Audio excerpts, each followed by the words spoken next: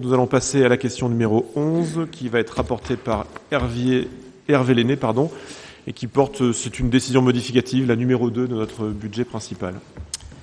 Oui, décision modificative, donc c'est la deuxième de l'exercice, la deuxième de l'année. Dans un souci d'optimisation de la gestion de la collectivité, il convient d'établir une décision modificative. Bon, c'est un toilettage, il s'agit d'affecter les dépenses de l'année au chapitre concerné. Alors, ce sont des opérations ou des écritures qui se compensent l'une à l'autre, donc il n'y a aucune dépense supplémentaire. Encore une fois, c'est simplement d'affecter les dépenses dans les bonnes cases. Vous noterez que l'opération travaux bâtiments, il est déduit une somme de 41 000 euros. À l'inverse, une opération jardin et plantes, il est crédité une somme supplémentaire de 25 000 euros. Accessibilité, il y a un crédit de 46 000 euros en plus. Équipement scolaire, 30 000 euros. Les matériels des services techniques sont soustraits d'une somme de 10 000 euros. Politique de la ville, moins 27 000 euros sur ce qui était prévu dans le budget primitif. Et également reconversion de l'usine à gaz, moins 25 000 euros. Donc toutes ces sommes en plus et en moins, en crédit et en débit, se compensent. Ça, c'était pour l'investissement. Même chose pour le fonctionnement. L'eau et l'assainissement, dans le cadre des charges à caractère général, il est affecté une somme supplémentaire de 20 000 euros. Fourniture de petits équipements, moins 75 000 euros.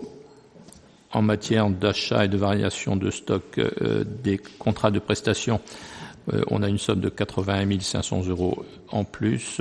Et vous avez la liste des écritures juste après qui viennent en moins, ce qui fait que non, on peut continuer. En service extérieur, il y a des honoraires qui sont diminués de 22 000 euros. Les fêtes et cérémonies sont diminuées de 20 000 euros. À l'inverse, les foires expositions, elles, sont créditées de 18 000 euros. Et tout ça est compensé par le chapitre 22, que sont les dépenses imprévues. Les dépenses imprévues sont débitées de 55 000 euros. Et l'important, c'est le total en section de fonctionnement qui est nul, qui est à zéro. Encore une fois, ces écritures se compensent l'une à l'autre.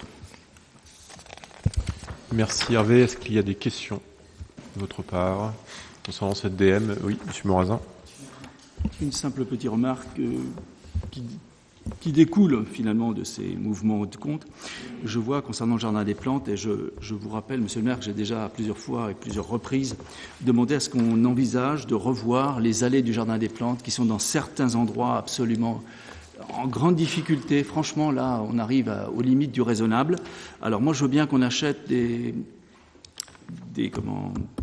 fauteuils pour les personnes à mobilité réduite, mais si on ne peut pas circuler dans le jardin des plantes à partir du deuxième plateau, l'utilité me semble un peu limitée. Je ne suis pas dans une option de protestation, mais simplement comprenez bien, d'utilisation pour les abranchiner du deuxième plateau l'accès me semble de plus en plus difficile, et je souhaite que vous interveniez au plus vite. Je vous remercie. Alors, c'est très bien que vous en parliez parce que c'est prévu précisément. Il y a des travaux importants de rénovation des allées et autres aménagements dans le jardin qui vont être réalisés. Je suis d'accord avec vous. Malheureusement, le choix qui avait été fait il y a quelques années d'installer des allées en sable stabilisé sur des terrains en pente, c'est quasiment inextricable. Ça génère un ravinement qui crée ces sillons, ces crevasses qui très vite rendent ces allées en question vraiment impraticables. Donc on essaie de pallier aux difficultés que vous évoquez, mais nous faisons les choses petit à petit. Il y a en effet sur ce jardin beaucoup d'erreurs, ou en tout cas de modifications qui ont été réalisées par le passé et qui nuisent au bon cheminement.